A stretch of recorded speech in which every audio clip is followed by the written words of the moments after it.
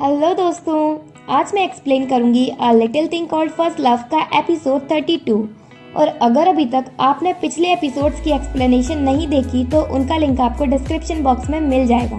और अगर अभी तक आपने मेरे चैनल को सब्सक्राइब नहीं किया तो जल्दी से कर दीजिए और बेल आइकन को भी प्रेस कर दीजिए, जिससे आपको ऐसी इंटरेस्टिंग वीडियोस की नोटिफिकेशन मिलते रहें। और इस वीडियो पर एम करते हैं 282 लाइक्स और स्टार्ट करते हैं एपिसोड 32 की एक्सप्लेनेशन।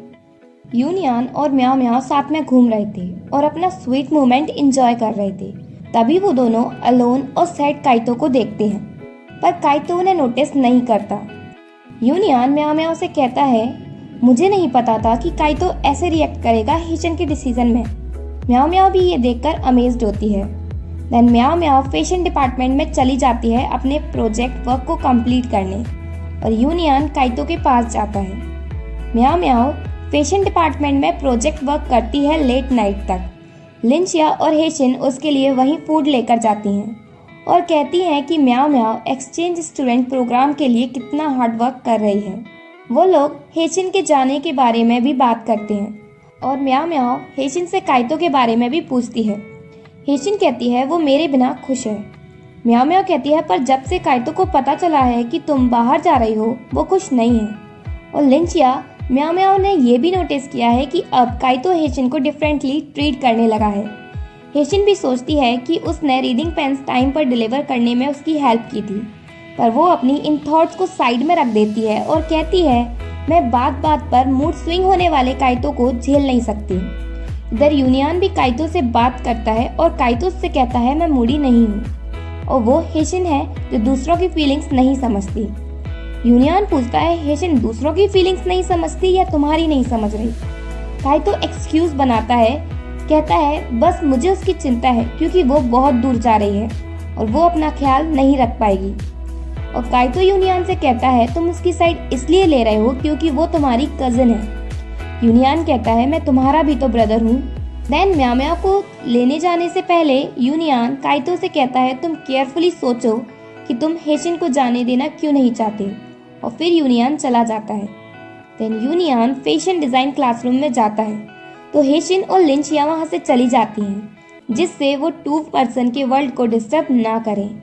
यूनियन म्याओ म्याओ के लिए कुछ स्नैक्स लेकर आया है और वो उसके साथ रहता है जब तक वो अपने प्रोजेक्ट पर वर्क करती है।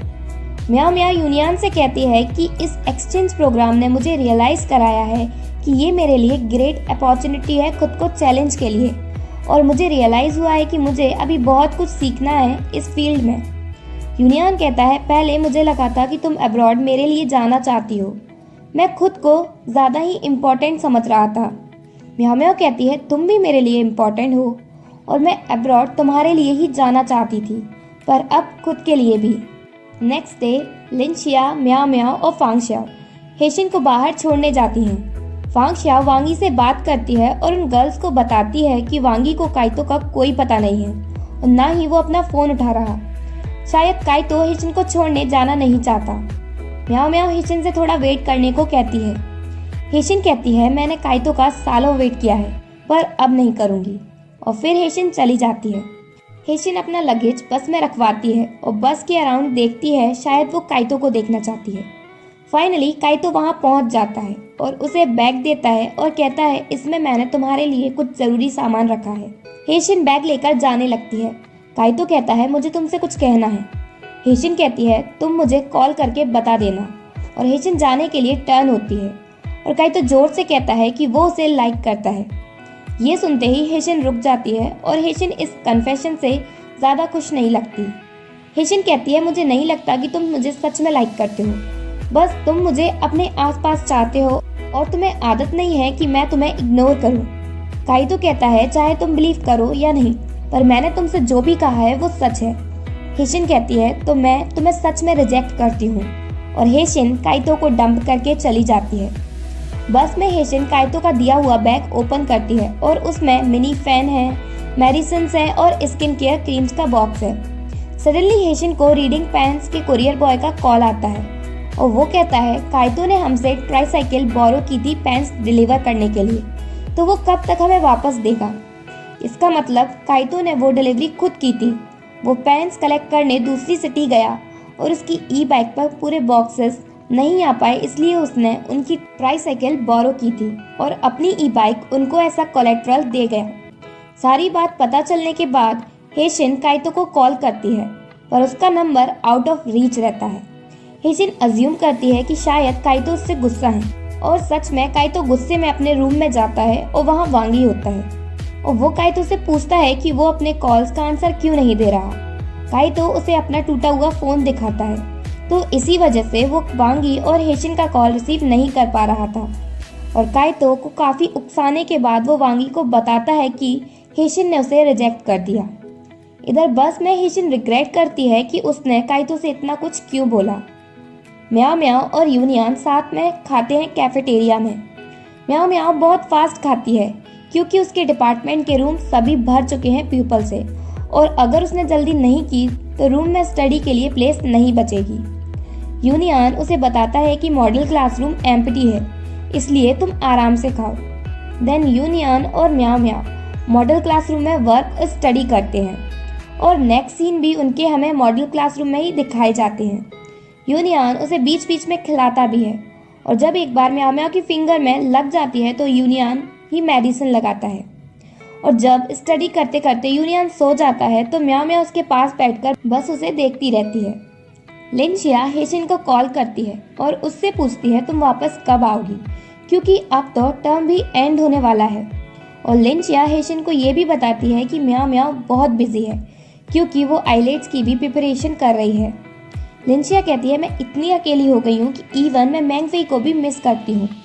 देन फांगशिया रूम में पहुँचती है और लिनशिया से पूछती है हेजिटेट होकर कि फैशन डिज़ाइन स्टूडेंट्स आजकल कुछ बिजी हैं, स्पेशली वो जो 3rd ईयर में हैं। लिनशिया कहती है वो लोग इंटर्नशिप की प्रिपरेशन कर रहे हैं इसलिए बिजी हैं। लिनशिया समझ जाती है कि फांगशिया वांगी के बारे में पूछ रही है और वो उससे कहती है कि वांगी बिग क्लॉथिंग कंपनी में ऐसा इंटर्न वर्क कर रहा है, इसलिए वो बिजी है अभी, और अगर आपको उससे बात करनी है तो मैं कह दूंगी क्योंकि मैं वांगी की टच में हूँ। फांगशिया कहती है नहीं, ऐसा कुछ करने की ज़रूरत नहीं है, मैं तो वैसे ही पूछ रही थी। और फिर फांगशिया रूम से चली जाती है और फिर से अकेली लिनशिया रह जाती है। स्लीपी वांगी कैंपस में वापस आता है और फांगशिया को देखता है जो कि सैर है और अकेली खड़ी हुई है बस स्टॉप पर। वो पूरी रात से वर्क कर रहा था, उसे रेस्ट करने का टाइम भी नहीं मिला, फिर भी वो फांगशिया को कंपनी देने के लिए तैयार हो जाता है। फांगशिया कहती है इट्स ऑल राइट, वैसे भी मैं अपने डैड से मिलने जा रही हूँ। वांगी उसकी इस बात को ऐसा रिजेक्शन लेता है क्योंकि उसे लगता है कि वो उसे साथ ले जाना नहीं चाहती, और बस वो फांगशिया से कहता है टेक केयर। फांगशिया सैर है क्योंकि उसका मतलब वांगी से कहने का वो नहीं था। वांगी उद्यान म्याओ म्याओ को लाइब्रेरी में देखता है और उसके पास जाकर बैठ जाता है और कहता है आप कितने शांति से अपना वर्क कर रही हो, जबकि स्टूडेंट एक्सचेंज प्रोग्राम का रिजल्ट अनाउंस हो गया है। म्याओ म्याओ कहती है क्या रिजल्ट अनाउंस हो गया, मुझे तो लगा कि रिजल्ट कल आएगा। वांगी उद्यान म्याओ म्याओ को अपना फोन देता है रिजल्ट देखने के लिए।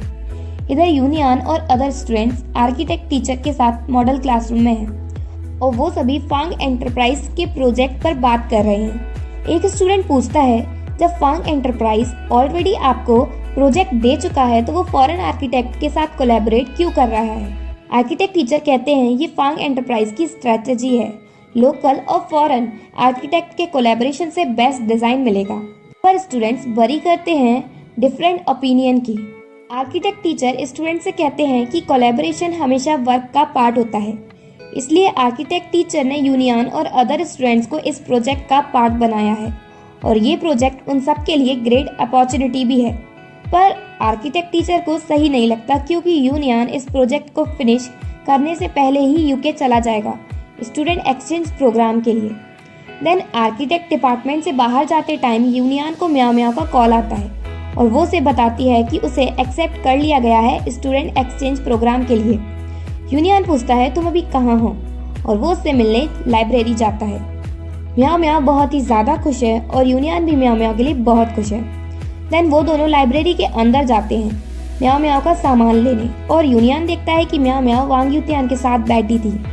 यूनियन और म्याओ म्याओ बस से जाते हैं पासपोर्ट साइज फोटोज क्लिक करवाने और यूनियन किसी बात से बहुत अपसेट है। पहले तो वो कुछ नहीं कहता, पर म्याओ म्याओ के पूछने के बाद वो कहता है, वांग यूतियान हमेशा तुम्हारे आसपास क्यों रहता है?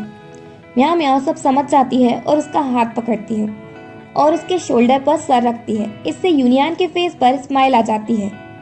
वो दोनों फोटो स्टूडियो जाते हैं और हम देखते हैं कि स्टूडियो के बाहर विंडो पर यूनियन का फोटो पेस्ट है। तो जब म्याओ म्याओ फोटो स्टूडियो के अंदर जाती है तो बाहर यूनियन ओनर से पूछता है कि उसका फोटो बाहर क्यों लगा हुआ है। ओनर कहता है, मैंने इसकी परमिशन तुम्हारे डैड से ले ली थी। यूनियन नाइसली ओनर से कहता है कि वो उसका फोटो रिमूव कर दे।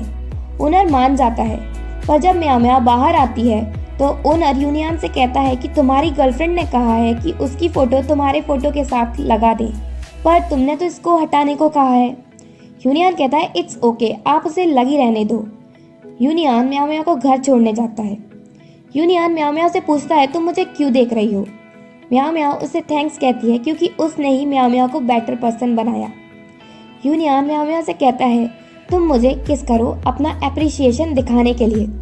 म्याओ म्याओ यूनियन के चीक पर किस करने के लिए उसके क्लोज जाती है, पर यूनियन अपना फेस उसकी साइड टर्न करता है और इससे म्याओ म्याओ शाय फील करती है। वो दोनों किस करने का अटेम्प्ट करते हैं, पर तभी वहाँ याओ याओ आ जाती है। इससे यूनियन थोड़ा अनॉयड हो जाता है और एपिसोड 32 यही एंड होता है।